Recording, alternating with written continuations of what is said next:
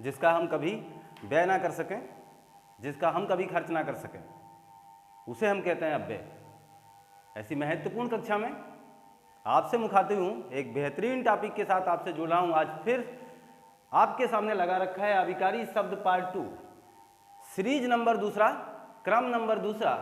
इसका मतलब पहला क्रम आपने देखा होगा, और अगर नहीं देखा है तो ये बार बार मैं आपसे हमेशा कहता रहता हूँ कि क्रमबद्ध तरीका नहीं अपनाएंगे तो भाड़ में चले जाएंगे। ये बात मान के चलें, क्योंकि ये हिंदी है और कोई भी सब्जेक्ट क्यों ना हो, हमें क्रमबद्ध तरीका ही अपनाना है।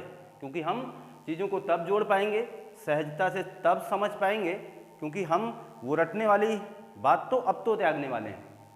वो हमें अब तो रटना नहीं है।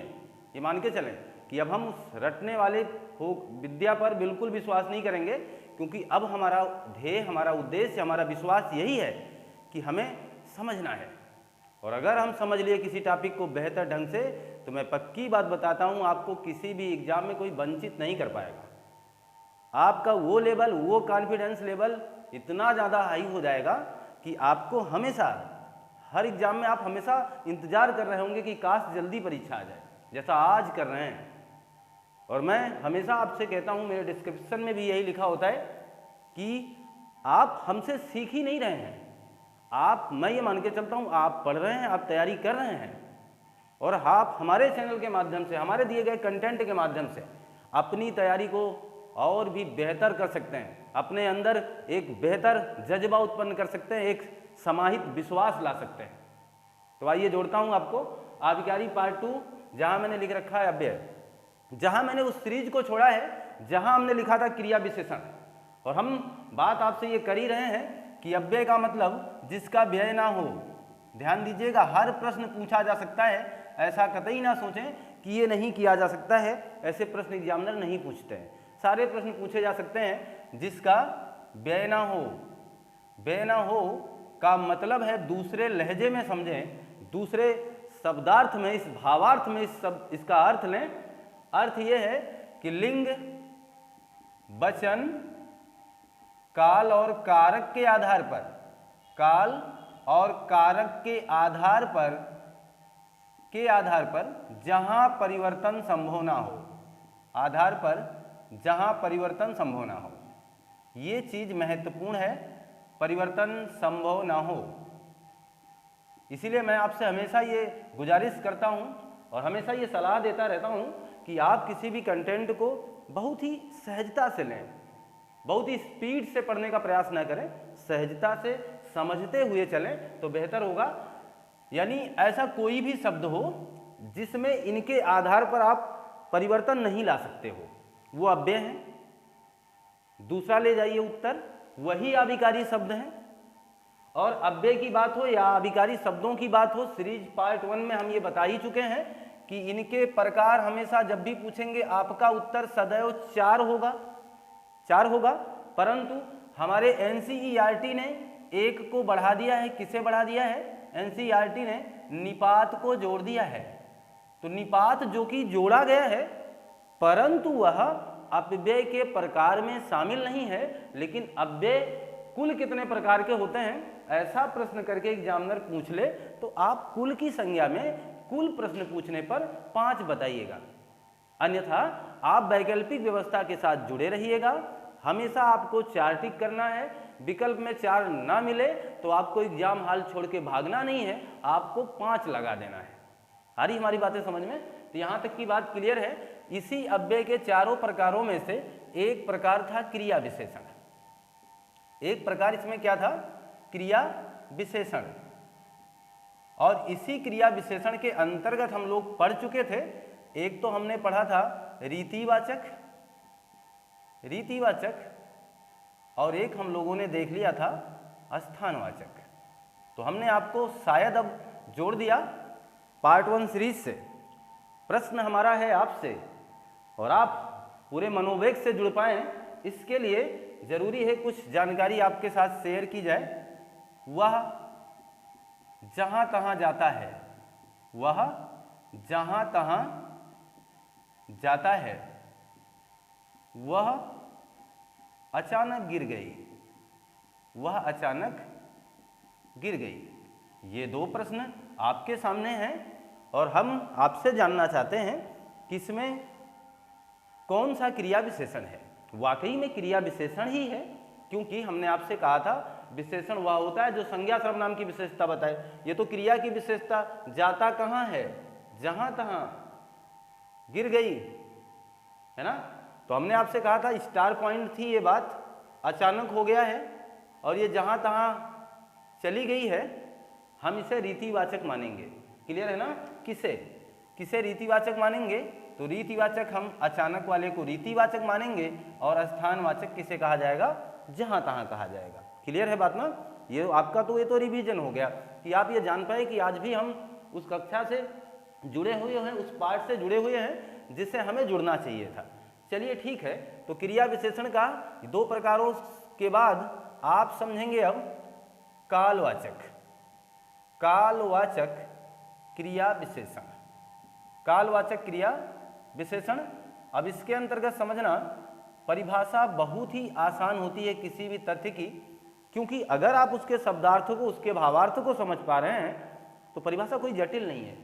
कालवाचक का मतलब क्या होगा, जब किसी क्रिया की विशेषता समय द्वारा बताई जाए, ऐसा लगे कि समय की बात हो रही है, जब समय द्वारा बताया जाए तो हम उसे कालवाचक विशेषण कहेंगे। जैसे प्रायः श्याम अभी, जैसे प्रायः लिख दिया हमने, श्याम लिख दिया, आज लिख दिया, अभी लिख दिया, कल लिख दिया। ये चीज आप देखना जरा, प्रायः श्याम और आज, अभी और कल, क्या ये आपको समय का ज्ञान करा रहे हैं, करा रहे हैं ना। प्रायः श्याम आज अभी कल, ये आपको समय का ज्ञान करा रहे हैं कि नहीं करा रहे हैं। और देखना जैसे हम लिख दें प्रतिदिन, और इसी का एक दूसरा अलग तरीका का जो प्रयोग होगा, यानी अलग अलग तरीके के शब्दों के प्रयोग होते हैं जबकि अर्थ एक ही होते हैं। प्रतिदिन लिख दिया जाए, हर दिन लिख दूं मैं, तो आप समझेंगे सर एक ही बात है। रोज रोज लिख दें, रोज रोज, बहुधा, ये चीज आप जरा इसमें ध्यान देना। मैं आपको बताना क्या चाह रहा था, जब हम किसी क्रिया के समय का ज्ञान कराएंगे, यानी जैसे मैं प्रतिदिन जाता हूं, मैं प्रायः यह काम करता हूं, मैं प्रातः प्रतिदिन उठ जाता हूं, मैं सायंकाल जल्दी सो जाता हूं, इसका मतलब यह हुआ कि आपकी क्रिया का वह टाइमिंग बताया जाए जब आपकी क्रिया संपन्न हो रही है। यहाँ बहुत ज़्यादा सोचने की आवश्यकता इसलिए नहीं, क्योंकि हम लोग इसको बहुत ही सहजता से स्वीकार कर लेंगे कि जहाँ पर समय की बात आएगी, क्योंकि समय जो है वो कभी संज्ञा की विशेषता नहीं बताती है। अद्भुत है ना। आप जरा सोचना, कभी क्या समय किसी संज्ञा की विशेषता बताएगी। कभी आप प्रायः मम्मी लिखोगे, कभी आप प्रायः पापा लिखोगे क्या, प्रायः पापा जी, है ना। आप समझना, वो जो प्रायः होगा वो आपके हमेशा क्रिया की ही विशेषता बताएगा। तो समय तो क्रिया विशेषण में ही आकर के समाहित होंगे, ये तो बहुत आसान बात है, क्योंकि ये विशेषण में जाने वाले ही नहीं है। तो हम तो बहुत ही सहजता से अब इस बात को जान चुके हैं कि आप पर हम ज़्यादा टाइम नहीं देने वाले हैं। आप इसलिए हमारे साथ समाहित हो गए क्योंकि हम ये जान गए कि आप हमेशा क्रिया विशेषण में आएंगे, और जब क्रिया विशेषण में आएंगे तो आप अव्यय कहलाएंगे। अव्यय कहलाने के साथ साथ आप क्रिया विशेषण के कालवाचक क्रिया विशेषण पार्ट के पहलू बन के आएंगे। बस होगी बात समाप्त। यहाँ एक बात ध्यान देना, एग्जामिनर कभी कभार हमारी भावनाओं के साथ खेलता है, और अगर ऐसा खेलना चाहता है तो हम क्यों ना पहले से ही तैयार रहें कि आप हमारी भावनाओं के साथ खेलने वाले हैं। और अगर ऐसा आप करने वाले हैं तो हम पहले से ही तैयार हैं। देखना जरा मैं क्या कहने वाला हूँ। इसीलिए मैं चाहता तो इस बात को बहुत ही आसान शब्दों में पहले ही बोल देता कि जितने समय हैं सब यही हैं, लेकिन फिर आप स्टार वाली बातों से अछूते रह जाते। अब स्टार वाली बात ये है, ध्यान दीजिएगा, ये जो हमने उल्लिखित किया है ऊपर, इसे काल क्रिया विशेषण कहेंगे, काल क्रिया विशेषण। और ये जो नीचे हमने लिख रखा है इसे अवधि सूचक क्रिया विशेषण कहेंगे। आप सोचोगे अवसर, ऐसा कब होगा? ऐसा तब होगा जब आपका एग्जामिनर इस तरीके से आपसे प्रश्न करेगा। ऐसा तब होगा जब आपका एग्जामिनर इस तरीके से आपसे मुखातिब होगा, आपके प्रश्नों के साथ, आपकी वैकल्पिक व्यवस्था के साथ। आपको विकल्प में जब काल के 2 पार्ट दिखाई देंगे, काल क्रिया विशेषण अवधि भी है, तो आप सोचोगे सर काल का मतलब समय, अवधि का मतलब भी समय। यही तो गलती करते हैं हम, क्योंकि हम हर शब्द को एक ही समझ बैठते हैं। ऐसा नहीं है। समय का मतलब होता है एक छोटा सा पीरियड, काल का मतलब होता है उससे बड़ा पीरियड, है ना, और अवधि का मतलब होता है और बड़ा पीरियड। यानी हम समय को बढ़ाते जा रहे हैं। हम इसके मान के चलें, इसके पैमाने की बात कर रहे हैं। अगर काल की बात करें तो एक छोटा सा पीरियड है, प्रायः शाम, आज, अभी, कल, छोटा छोटा है ना, प्रायः यानी लगभग रोज, आज, अभी, कल, इस तरीके का है। लेकिन ध्यान देना, अगर मैं कह रहा हूं प्रतिदिन, तो प्रतिदिन का मतलब बहुत समय, बहुत लंबे समय की बात कर रहा हूं, हर दिन, रोज रोज, बहुधा। आप ऐसे ही चेक कर लो, इन दोनों समय में ये समय आपको लार्ज दिखेगा, है ना, और ये वाला आपको शार्ट दिखेगा। दिखेगा कि नहीं दिखेगा? यानी ये थोड़ा सा छोटा है, ये थोड़ा सा बड़ा है। तो जो अपने आप में थोड़ा सा बड़ा है, जिसके विचार इतने कहते हैं कि प्रतिदिन कह देने का मतलब ये हुआ कि हम सोमवार की भी बात कर रहे थे, हम मंगलवार की बात कर रहे थे। जैसे मैं आपसे कह दूं आप प्रतिदिन पढ़ते हैं, तो मान के चलना मैंने 7 दिनों में से किसी को छोड़ा ही नहीं है। अगर मैं आपसे कह दूं कि मैं हर दिन रोता हूं, तो मान के चलना मैंने किसी दिन को छोड़ा नहीं है ना। लेकिन अगर मैं ये बात करूं कि मैं आज रोया था, मैं कल सोया था, इसका मतलब ये हुआ कि मैंने एक सीमित दायरे की बात की है, एक लिमिटेड समय की बात की, लिमिटेड टाइम की बात की है। समझ गए होंगे आप? तो मान के चलना, तो जब टाइम लिमिटेड होगा, एक शार्ट टाइम की बात होगी, तो हम उसे काल क्रिया विशेषण की संज्ञा में ही रख लेंगे। लेकिन थोड़ा सा समय अगर बड़ा हुआ तो हम उसे अवधि सूचक क्रिया विशेषण कह लेंगे। ऐसी बातें आपके YouTube चैनल पर पहली बार होगी। मैंने आपसे वादा किया है, आपका जाया नहीं जाने दूंगा। एक एक पल आपका कीमती है, मैं इसे भली भांति जानता हूं। समय से बड़ा कोई हथियार नहीं, और समय से बड़ी कोई जरूरत नहीं, और समय से बड़ा कोई बलवान नहीं। आप मान के चलना, समय ही सब कुछ है। समय आपको कब बदल देगा पता ही नहीं चलेगा। आप चाह करके भी नहीं बदलना चाहें, फिर भी समय आपके बालों को वाइट कर देगा। आप कभी नहीं चाहते हैं कि हम बूढ़े हो जाएं, लेकिन आप मान के चलना, समय आपको बूढ़ा कर देगा। तीव्रता अपनाएं, सहजता लाएं, और बहुत ही प्रेम के साथ पढ़ाई करें, और इन महत्वपूर्ण बिंदुओं के संकलन को अपने दिलो दिमाग में जगा दें। ये बात मान के चलें, क्योंकि मैंने आपसे वादा किया है, मैं आपके हर उस क्रियाकलाप को दोहराऊंगा, हर महत्वपूर्ण पहलू को बताऊंगा। बस मुझे आपको टाइम देना होगा। आपको टाइम देना होगा, वो इसलिए क्योंकि मैं आपको बहुत ही सहजता से थोड़ा पढ़ाता हूं।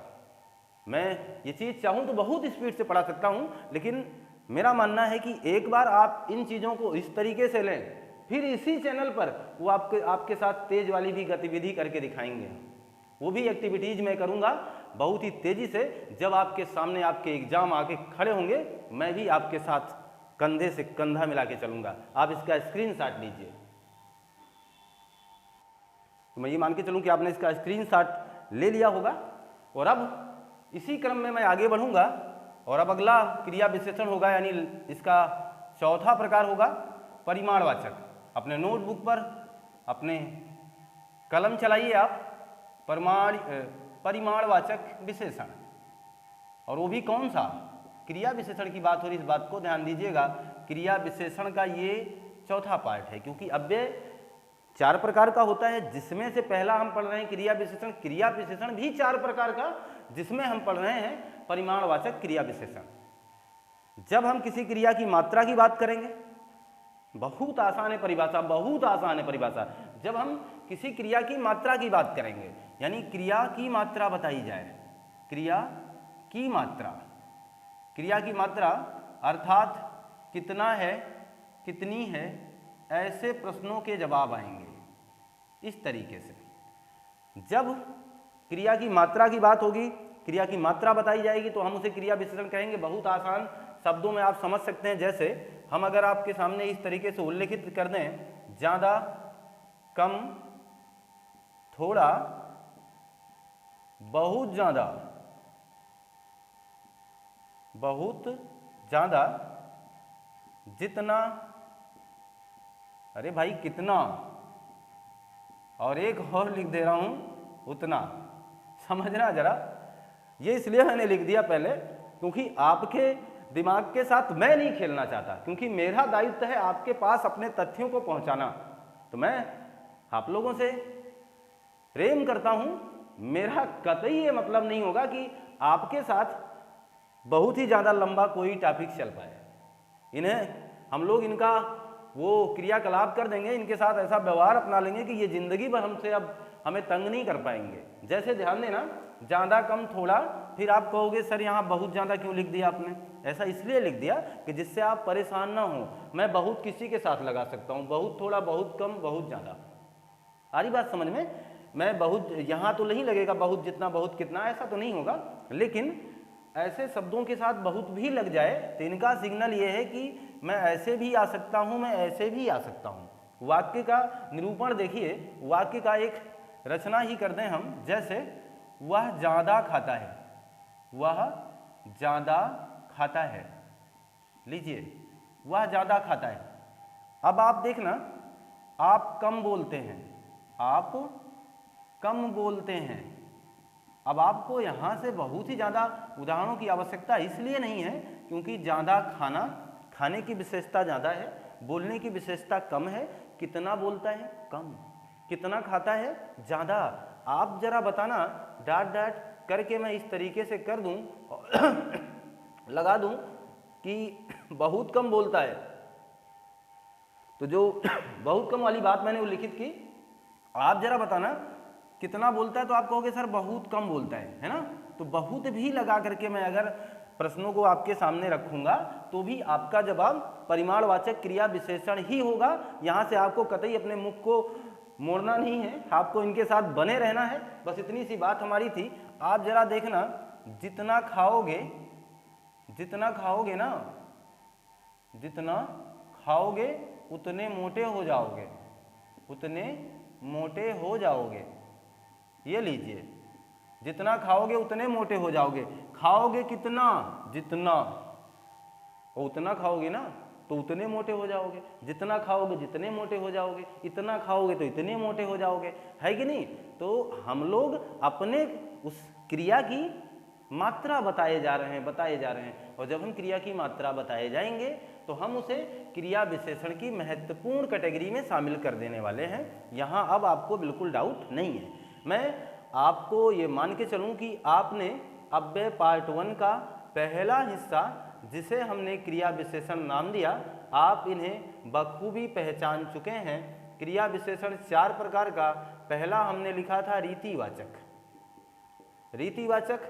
दूसरा हमने लिखा था स्थानवाचक,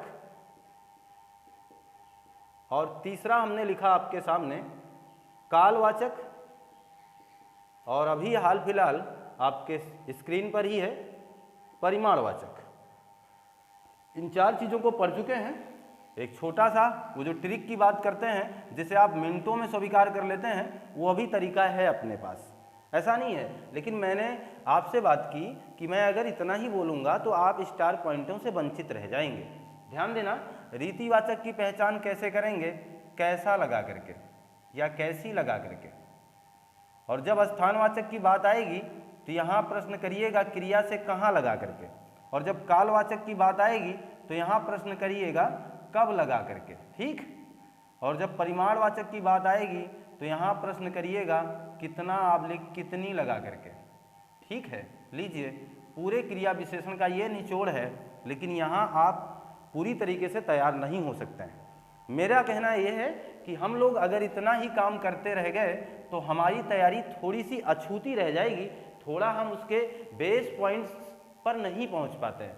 हम केवल ऊपर से पढ़ाई कर लेते हैं, तो ऐसी दशा में हमारा वो स्तर वहीं रह जाता है और हम आने वाले एग्जामों में इसी क्रिया विशेषण संबंधी प्रश्नों को गलत करके चले आते हैं। फिर हमें बाद में पछतावा होता है हे भगवान, हमने तो सही किया था, ऐसा कैसे हो गया, ये प्रश्न ही गलत आया था क्या।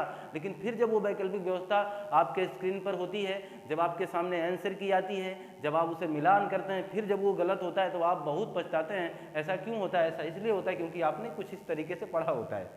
आप देखना, किसी क्रिया के पास कैसा कैसी प्रश्न करो ना, अगर उसका उत्तर मिले तो रीतिवाचक होगा। जैसे वह मीठा बोलती है, कैसा बोलती है? मीठा। इसका मतलब रीतिवाचक क्रिया विशेषण है। स्थानवाचक, वह लखनऊ बैठा है, कहाँ बैठा है? लखनऊ, स्थानवाचक हो गया। वह बाहर बैठा है, कहाँ बैठा है? बाहर बैठा है, कालो, यहाँ हो गया। ठीक। अगर हम कहते हैं कालवाचक, तो कालवाचक में आप क्या कहोगे? कालवाचक में कब लगा लो, कब, अभी वही प्रायः, आज, बहुधा, दिन, प्रतिदिन सब लिखा था हमने, वो कालवाचक में आ जाएगा। सबका उत्तर कब से मिल जाएगा? परिमाणवाचक कितना कितनी अभी भी आपके स्क्रीन पर है ना। ये मान के चलें कि आपको सारी बातें सहजता से अब क्रिया विशेषण संबंधी आ चुकी हैं। ये इसका फार्मूला मान के चलें, या ये इसका 60 फार्मूला मान के चलें, या इसके लिए ट्रिक की व्यवस्था है आपके साथ, आप इसको भी स्वीकार करें और लगे हाथ वो जो पीछे आपने देखा हुआ है, हर बातों को अपने जहन में अच्छे ढंग से समाहित करें। भविष्य में कभी भी क्रिया विशेषण संबंधी कोई गलती नहीं होगी, ये मेरा विश्वास है और आप अपने चैनल में विश्वास बना सकते हैं। आप इसका स्क्रीनशॉट लीजिए। ये मान के चलें कि आपने स्क्रीनशॉट ले लिया होगा। और अब जरा ध्यान दीजिएगा, जहाँ हम लोग क्रिया विशेषण की बात बखूबी समझ चुके हैं, और अब हम बात करने वाले हैं अव्यय का यानी आविकारी शब्द का दूसरा महत्वपूर्ण पार्ट। क्रिया विशेषण एक हो गया, अब दूसरा क्या है? दूसरा है संबंध बोधक, संबंध बोधक अव्यय या संबंध बोधक आविकारी शब्द। समझ रहे हैं हमारी बातों को?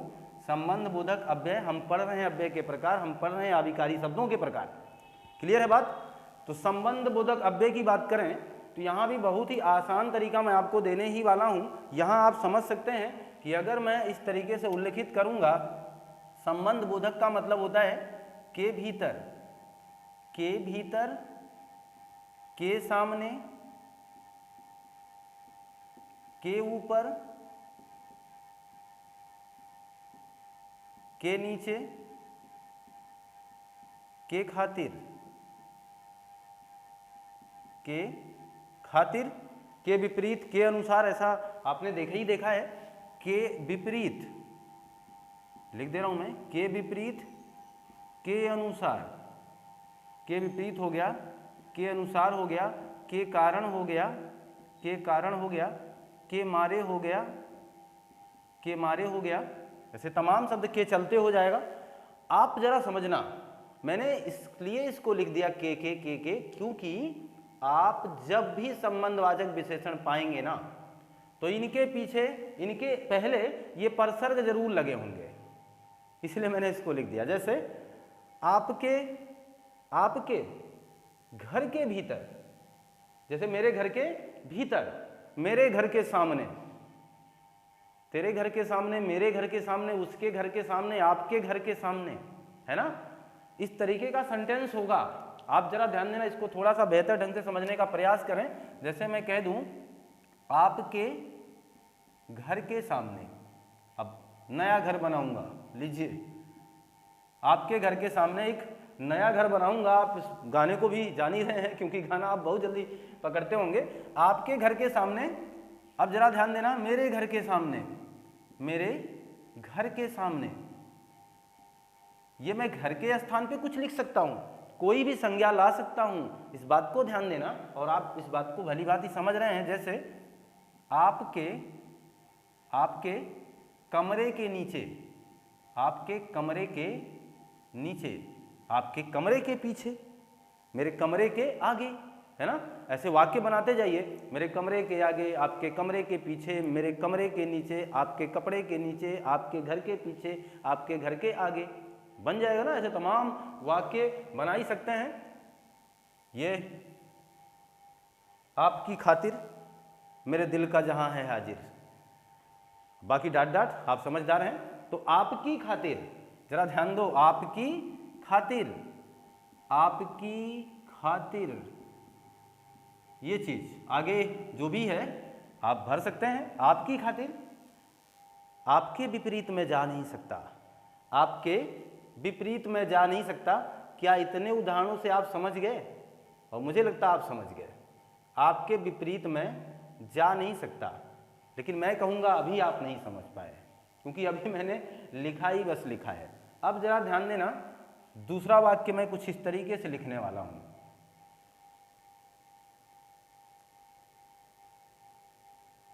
वह बाहर की तरफ, बाहर की तरफ, ये देखिए, तुम अंदर की तरफ, तुम अंदर की तरफ। आगे देखते जाइएगा, वह बाहर की तरफ, तुम अंदर की तरफ। अगला लिख रहा हूं, मैं नीचे की तरफ, नीचे की तरफ। इस तरीके के संबंधित उदाहरण आपके सामने आ गए। पिक्चर अभी बाकी है, खेल इनका चालू है, लेकिन हम लोग डरने वाले नहीं हैं, हम लोग काम करने वालों में से हैं, और इनके साथ वो काम करने वाले हैं कि कभी ये भविष्य में हमें परेशान नहीं कर सकते हैं। जरा ध्यान देना, समझना। आप देख रहे होंगे एक बार परसर्ग लगा हुआ है, जो भी, जैसे ये परसर्ग है, ये परसर्ग है, ये, और ये परसर्ग है, ये परसर्ग है। जहाँ जहाँ परसर्ग लगा हुआ है, आप बहुत ही सहजता से देखने का प्रयास करें। आपके घर, यानी घर के पहले क्या है? के। या यहाँ जरा ध्यान दो, यहाँ लगा है परसर्ग, के पहले क्या? घर। यहाँ इस के पहले क्या? घर। इस के पहले क्या? कमरा। और यहाँ देखना, आपकी खातिर, आपकी खातिर, यहाँ भी क्या है? आपके साथ क्या लगा है? के। ध्यान देना, वही मैं कहना चाह रहा था, आपके साथ क्या लगा है? के। ठीक, तो समझिएगा जरा, जब परसर्ग के पहले संज्ञा हो, आप लिख सर्वनाम हो। किसके पहले? परसर्ग के पहले। इस बात को बहुत ही अच्छे ढंग से लें, परसर्ग के पहले संज्ञा हो या सर्वनाम हो, संज्ञा हो चाहे सर्वनाम हो, कोई दिक्कत नहीं है। परसर्ग के पहले संज्ञा या सर्वनाम हो, तथा उसके बाद ऐसे शब्द आए, भीतर, सामने, ऊपर, नीचे, खातिर, विपरीत, अनुसार, कारण, मारे, है ना, ऐसे शब्द उसके बाद आए। इस तरीके को समझ लीजिए, क्योंकि ये तरीका ही आपको सब कुछ दे सकता है, अन्यथा आप कई जगह गलत हो जाएंगे। मैं कह रहा हूं कि इस तरीके की रूपरेखा हो आपके सामने, एग्जामिनर इसी तरीके के प्रश्नों से के साथ आपके सामने आ जाएगा और वो पूछ लेगा क्रिया विशेषण बताइए, और आप गलती से इसे क्रिया विशेषण मान बैठेंगे, क्योंकि आप थोड़ी सी जानकारी लेकर के एग्जाम में सम्मिलित हो जाते हैं। आप जरा ध्यान देना, मैं कहना क्या चाह रहा था कि भीतर, सामने, ऊपर, नीचे, खातिर, विपरीत, अनुसार, कारण, मारे, ये शब्द अभी आप क्रिया विशेषण में पढ़ के आए हैं, क्योंकि ये सब स्थानवाचक विशेषण के ऊपर उदाहरण बन जाएंगे। कुछ ऐसे हैं जो रीतिवाचक के भी बन जाएंगे।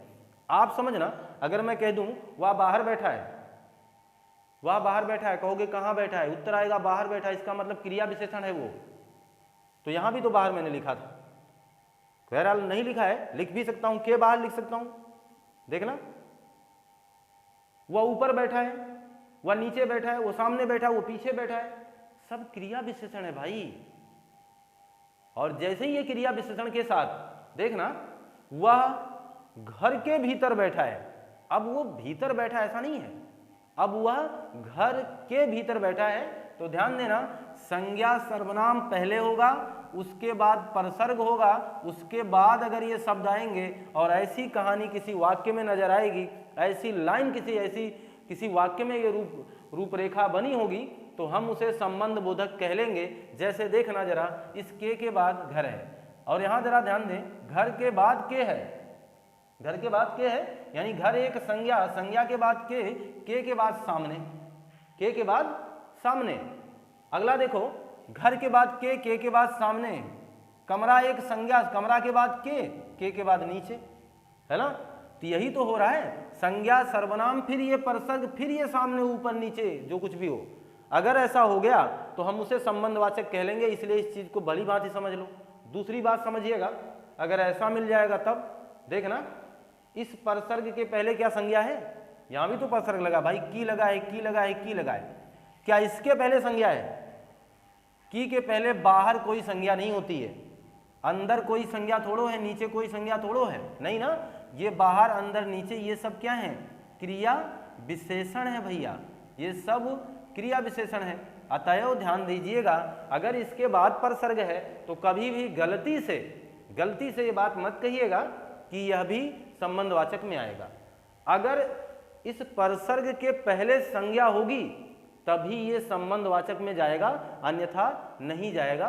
बस इतनी सी बात आपको यहाँ बतानी थी। मैं मान के चलता हूँ कि यह बात आप बिल्कुल अच्छे ढंग से जान चुके हैं। अब क्लियर है ना? आपके अनुसार, आपके कारण, है ना, आपके अनुसार, आपके कारण, आप सर्वनाम है ना, आपके बाद के लगा है, इसका मतलब संबंध बोधक हो गया। ठीक है। लेकिन मैं कह दूं मेरे सामने बैठा है, मेरे सामने बैठा है, आप जरा सोचो मेरे के साथ क्या कोई परसर्ग लगा है? नहीं लगा है। मेरे सामने बैठा है तो जाहिर सी बात है क्रिया विशेषण है ये। तो क्रिया विशेषण और संबंध बोधक का एक महत्वपूर्ण कॉन्सेप्ट जो थोड़ा सा अंतर दिखता है, उस बात को मैं आपके पास भली भांति पहुंचा पाया हूं। आपको अगर थोड़ी सी भी दिक्कत कहीं भी होगी तो आप वीडियो को रिवर्स करके पुनः हमारे इसी बात को फिर से सुन लीजिएगा, आसानी से आप इस बात को जान लेंगे। आप इसका स्क्रीनशॉट ले लीजिए। कि मान के चलें कि आपने स्क्रीनशॉट ले लिया होगा, तो जहां हमने अब दूसरा पार्ट भी देख लिया और अब तीसरा पार्ट देखिएगा। तीसरा इसका एक महत्वपूर्ण पार्ट मैं लिख रहा हूं, विस्मयादि बोधक। विस्मयादि बोधक, विस्मयादि बोधक में समझ लीजिए आप, बिल्कुल दुख की, हर्ष की, पीड़ा की, तकलीफ की जहां बात होगी वहां विस्मयादि बोधक होगा। समझिएगा जरा, बहुत आसान बात है। हर्ष, पीड़ा, कष्ट जिसे कह सकते हैं, दुख जिसे कह लो, दर्द जिसे कह लो, वो सारी बातें हैं। अगर ऐसा कहीं है वो विस्मयादि है। और विस्मयादि बोधक का एक चिन्ह यानी एक निशान होता है कुछ इस तरीके से, जिसे हम क्या कहते हैं? विस्मयादि बोधक चिन्ह ही कहते हैं इसे, कहते हैं ना। अगर ये कहीं मिल गया तो मान के चलना वो विस्मयादि बोधक है, कोई डाउट नहीं है। ये तो बहुत आसान है फिर। लेकिन कभी कभार ऐसा नहीं होता, कभी कभार ऐसे चीज़ें नहीं पूछी जाती हैं, इस तरीके का नहीं लिखा होता है, फिर भी होता है विस्मयादि बोधक। समझना, जहाँ दुख की बात हो, जहाँ खुशी की बात हो, जैसे मैं इस तरीके का उदाहरण लिखूं, शाबाश, शाबाश, और ऐसे कर दूं, आप जीत गए, आप जीत गए, तो भी विस्मयादि बोधक है। अगला देखिएगा, आप जीत गए, आप जीत गए, शाबाश, ये लीजिए, फिर भी विस्मयादि बोधक है। यही मैं कहना चाह रहा था कि ऐसा ना सोचिए कि हमेशा निशानी रहेगा, फिर भी विस्मयादि बोधक होगा। जैसे अरे भगवान, अरे भगवान, जैसे लिखा गया हे राम, इस तरीके से राम राम, तौबा तौबा, ऐसा जो करते हैं ना, राम राम, तौबा तौबा, हे भगवान, ये सारी बातें जहां आप आश्चर्यचकित हो रहे हैं, तो मैं हर बातें लिख दे रहा हूं। राम राम इस तरीके का आ जाए, तौबा तौबा, तौबा तौबा, हायो रब्बा, ये सारी बातें सुना है आपने ना, हायो रब्बा।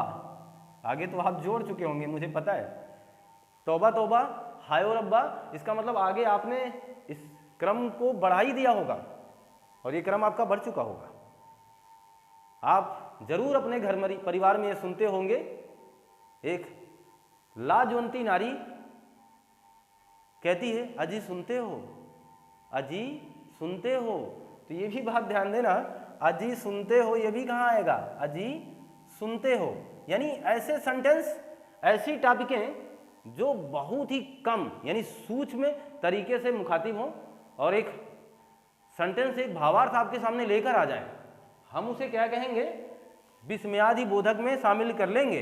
इस तरीके से आप बात ध्यान दीजिएगा। जैसे मैंने कह दिया, हाय राम, ये क्या हो गया? हे भगवान, अभी अभी तो आए थे। अरे प्रभु, आप कब दर्शन देंगे हमें?